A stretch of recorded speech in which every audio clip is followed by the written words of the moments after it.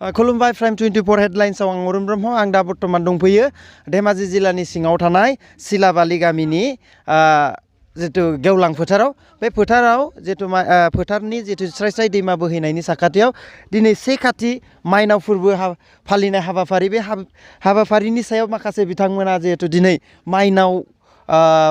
दिखोनाय जितु माइनाव बोखांनाय हाबाफारि लानाय जादों बे माइनाव बोखांनाय हाबाफारिनि सायाव जोङो माखासे बाथ्रा मिथिना लानाय बिथांमोना दिनै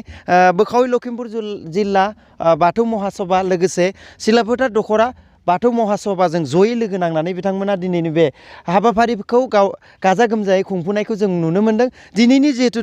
दान्दिसे सम बिथांमोना बे समाव गाजा गोमजायै जिहेतु माइनाव बोखांनाय हाबाफारि लादों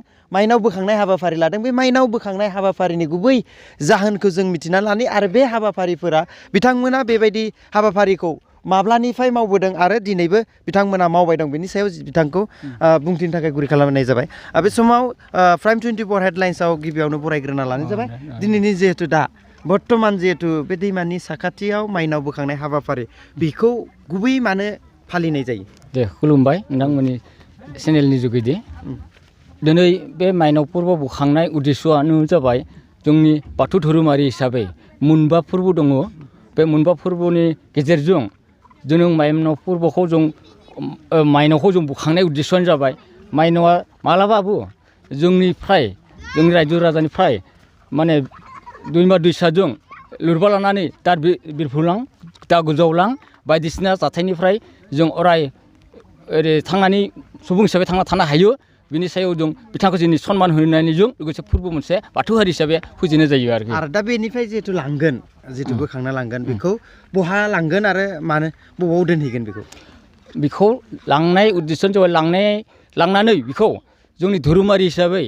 बिथांखौ जों बेनिफ्राय गाजा गोमजायै बोखांना लांनानै बेखौ जों थानसालियाव मोजाङैनो गोथार गोसोखौ लानानै जों बेखौ सिबिगोन आरो बेखौ सिबिनाय लोगोजों जों बयनिबो न'खराव बेखौ राननाय जायो मुथासे राननानै बे न'खराबो न'खरनि मोजां हामलायनाय न'खरनि जानाय लोंनाय बा मालाबाबो बे माइनावनि बा माइनि सायाव जेबो बे गोदाव सोराव जाया बिथांमोना आलाय सिलाय मोना बे माइनावा अराय बिथांमोननि न'खरखौ जाहोय लोंहोयो आदार हिसाबै लाखियो। बेबायदियैनो जों दिनै बे माइनाव फोरबोजों बे लांनानै बावनानै रायजोफोरा आरो फिन राननानै लानाय जायो आरोखि। माखौ लांगोन दा बेनिफ्राय जों जों बेखौ दा माइखौ बे दैमा सेरजों एसे गारस्रिमनानै आरो बिनिफ्राय हथुमनानै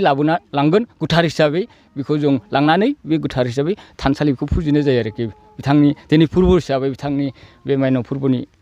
मुङै। गोजोननाय थाबाय दिनैनि जिथु हाबाफारिनि सायाव बे गेवलाङै बुंथिबाय जाय जे गोदोनिफ्राय फालिबोबाय थानाय जिथु माइनाव बुरनाय आरो बे माइनावखौ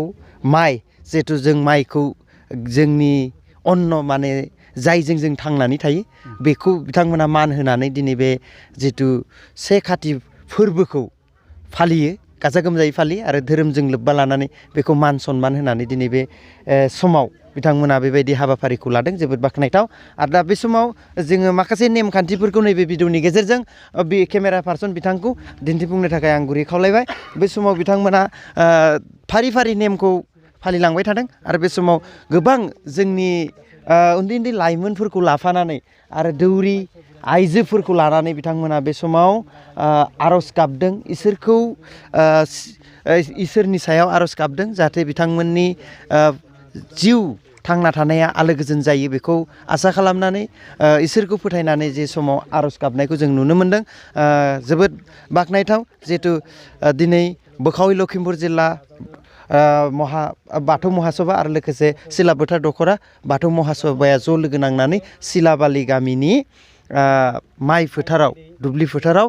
बे हाबाफारिखौ गाजा गोमजायै बिथांमोना दा बर्तमान हाबाफारिखौ मावफुंबाय दङ आरो बे समाव बिथांमोना दान्दिसे समनि उनावनो बिनिफ्राय जे नेमखान्थिखौ लानानै बिथांमोना बेयाव